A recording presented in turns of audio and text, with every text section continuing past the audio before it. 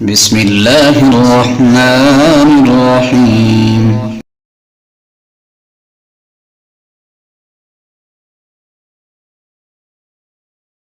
السلام علیکم، ہماری نئی ویڈیو میں خوش آمدید۔ سیرت النبی صلی اللہ علیہ وسلم، ولادت و وفات کی پہلی قسط۔ حضرت صلی اللہ علیہ وسلم کا نسب شریف تمام دنیا سے زیادہ شریف اور پاک ہے، اور یہ وہ بات ہے کہ تمام کفار مکہ اور آپ کے دشمن بھی اس سے انکار نہ کر سکے۔ ابو سفیان نے بحالت کفر شاہ روم کے سامنے اس کا اقرار کیا، حالانکہ وہ اس وقت چاہتے تھے کہ اگر کوئی گنجائش ہے تو آپ پر عیب لگائیں۔ آپ کا نسب شریف والد ماجد کی طرف سے یہ ہے: محمد بن عبداللہ بن عبد المطلب بن ہاشم بن عبد مناف بن قصی بن کلاب بن مرہ بن کعب بن لوئی بن غالب بن فہر بن مالک بن نضر بن کنانہ بن خزیمہ بن مدرکہ بن الیاس بن مضر بن نزار بن معد بن عدنان۔ یہاں تک سلسلہ نسب اجماع امت سے ثابت ہے، اور یہاں سے حضرت آدم علیہ السلام تک اختلاف ہے، اس لیے اس کو ترک کیا جاتا ہے۔ اور والدہ ماجدہ کی طرف سے آپ کا نسب یہ ہے: محمد بن آمنہ بنت وہب بن عبد مناف بن زہرہ بن کلاب۔ اس سے معلوم ہوا کہ کلاب بن مرہ پہ آپ کے والدین کا نسب جمع ہو جاتا ہے۔ ولادت سے پہلے آپ علیہ السلام کی برکات کا ظہور، جس طرح آفتاب سے پہلے صبح صادق کی عالمگیر روشنی اور پھر شفق سرخ دنیا کو طلوع آفتاب کی بشارت دیتے ہیں، اسی طرح جب آفتاب نبوت کا طلوع ہوا تو اطراف عالم میں بہت سے ایسے واقعات ظاہر ہوئے جو آپ کی تشریف آوری کی خبر دیتے تھے، جن کو محدثین و مورخین کی اصطلاح میں ارہاسات کہا جاتا ہے۔ حضرت صلی اللہ علیہ وسلم کی والدہ مائدہ کا بیان ہے کہ جب آپ ان کے باطن میں تھے، بصورت حمل مستقر ہوئے، تو انہیں خواب میں بشارت دی گئی کہ وہ بچہ جو تمہارے حمل میں ہے اس امت کا سردار ہے۔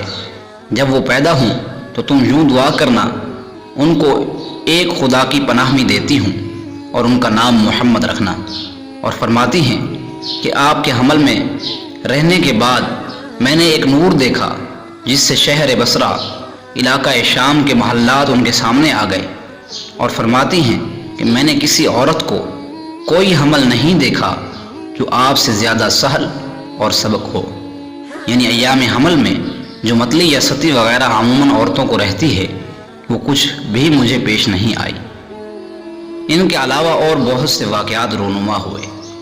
حضرت صلی اللہ علیہ وسلم کی ولادت بسعادت، اس بات پر جمہور کا اتفاق ہے کہ آپ علیہ السلام کی ولادت بسعادت ماہ ربیع الاول میں اس سال ہوئی جس میں اصحاب فیل نے بیت اللہ پر حملہ کیا، اور خداوند عالم نے ان کو ابابیل یعنی چند حقیر جانوروں کی ٹکڑیوں کے ذریعے شکست دی، جس کا اجمالی واقعہ قرآن عزیز میں موجود ہے۔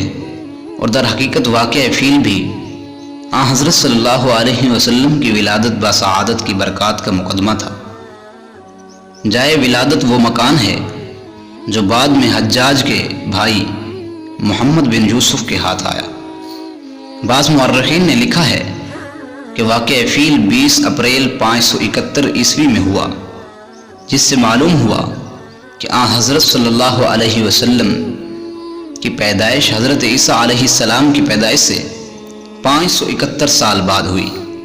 امام حدیث ابن عساکر نے دنیا کی مجمل تاریخ اس طرح لکھی ہے کہ حضرت آدم علیہ السلام اور حضرت نوح علیہ السلام کے درمیان 1200 برس کا فاصلہ ہے، اور حضرت نوح علیہ السلام سے حضرت ابراہیم علیہ السلام تک 1142 سال کا، اور ابراہیم علیہ السلام سے موسیٰ علیہ السلام تک 565 برس کا، اور موسیٰ علیہ السلام سے داؤد علیہ السلام تک 572، اور داؤد علیہ السلام سے عیسیٰ علیہ السلام تک 1356، اور عیسیٰ علیہ السلام اور خاتم الانبیاء کے درمیان 600 برس کا فاصلہ گزرا ہے۔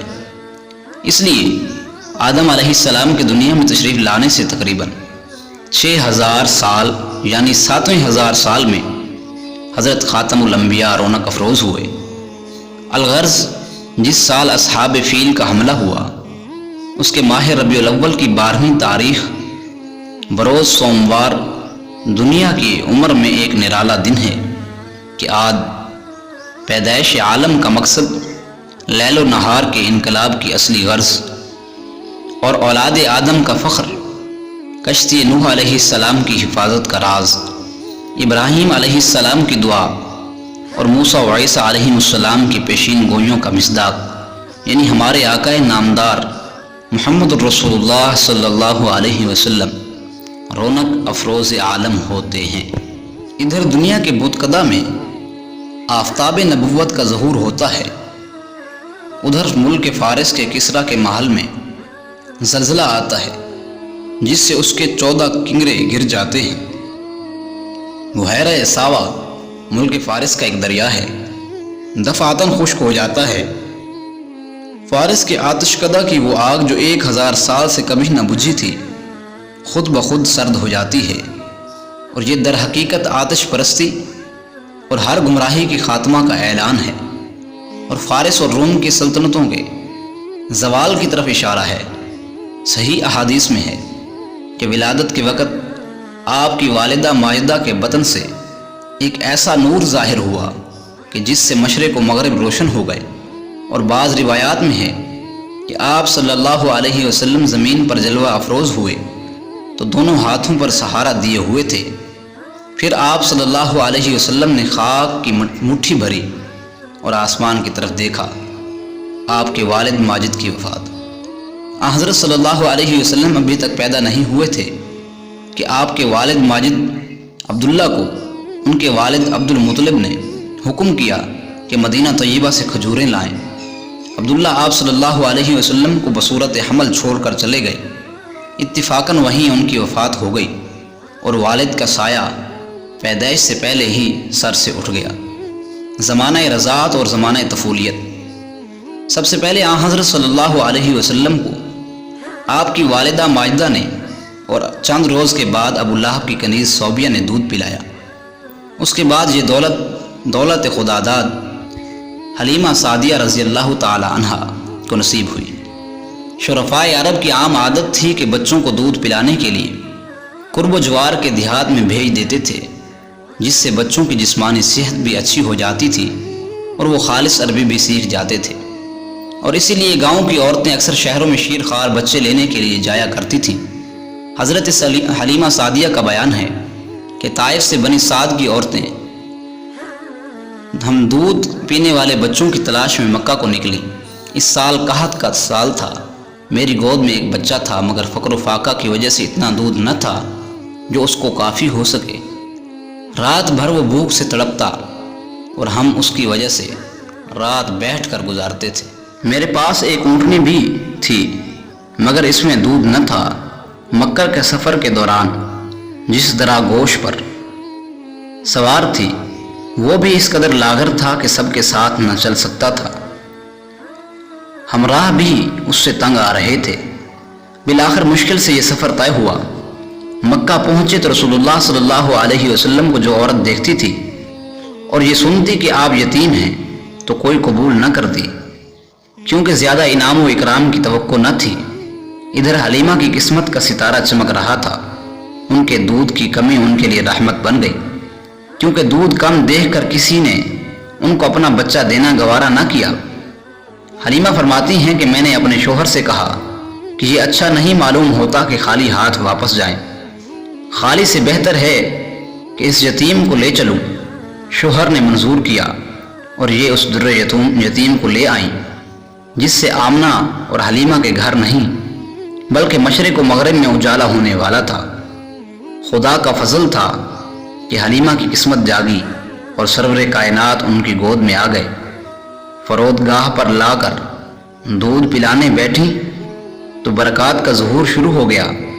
اس قدر دودھ اترا کہ آپ نے بھی اور آپ کے رضائی بھائی نے بھی خوب سیر ہو کر پیا اور آرام سے سو گئے۔ ادھر اونٹنے کو دیکھا تو اس کے تھن دودھ سے لبریز تھے۔ میرے شوہر نے اس کا دودھ نکالا اور ہم سب نے سیر ہو کر پیا اور رات بھر آرام سے گزاری۔ مدتوں بعد یہ پہلی رات تھی کہ ہم نے اطمینان کے ساتھ نیند بھر کر سوئے۔ اب تو میرا شوہر بھی کہنے لگا کہ حلیمہ تم تو بڑا ہی مبارک بچہ لائی ہو۔ میں نے کہا مجھے بھی یہی توقع ہے کہ یہ نہایت مبارک لڑکا ہے۔ اس کے بعد ہم مکہ سے روانہ ہوئے۔